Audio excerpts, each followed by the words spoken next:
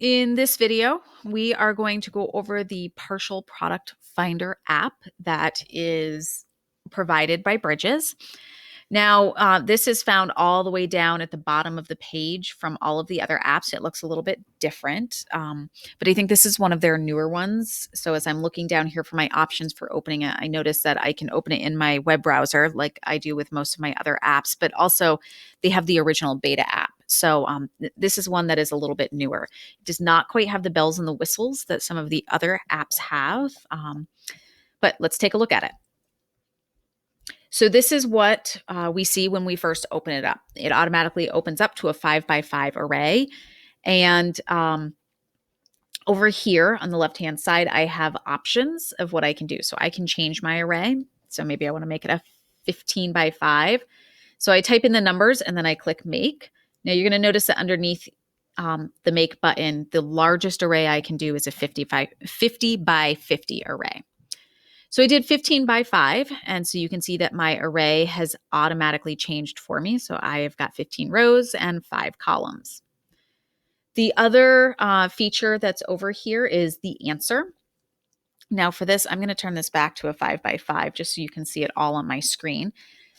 But you're going to notice over here underneath my array, it has the equation 5 times 5 equals 5 times 5. So if right now my answer is toggled to off, but if I click that to see it, it's going to give me the answer to these equations underneath. And here is where that might make a difference.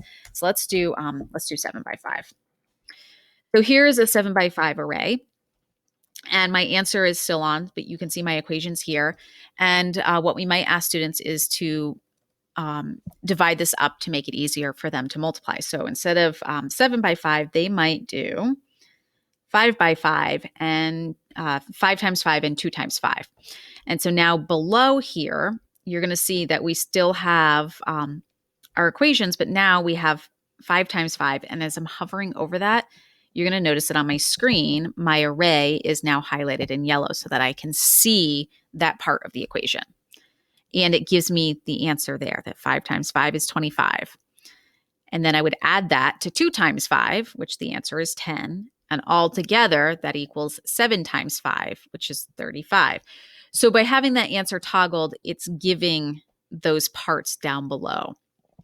If I toggle it back to off, it still gives kids the equations down here. It still highlights. It just doesn't tell them what 5 times 5 equals or what 2 times 5 equals or what 7 times 5 equals. So that's just a nice feature if you have a student who's just not quite there yet. Giving them those numbers down below might be helpful. So just like I can move this toggle for my rows and split my rows up, I can also move my toggle for my columns. So now I've split it up even more so that I have a 5 by 2. Now, before I showed you how I was highlighting the equation, I can also put my cursor over the array, and it's going to highlight that part of the equation. So I have a 5 times 2, I have 5 times 3, 2 times 2, and 2 times 3. So students can really divide this up however they want. And of course, this becomes a really helpful tool for students as they are starting to multiply large equations, and we want them to see how they can break those things up.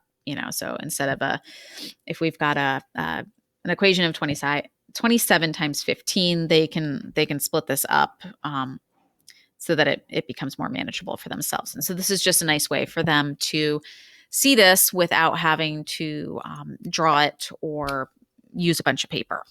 So that is an overview of the Partial Product Finder app that is on the Bridges site.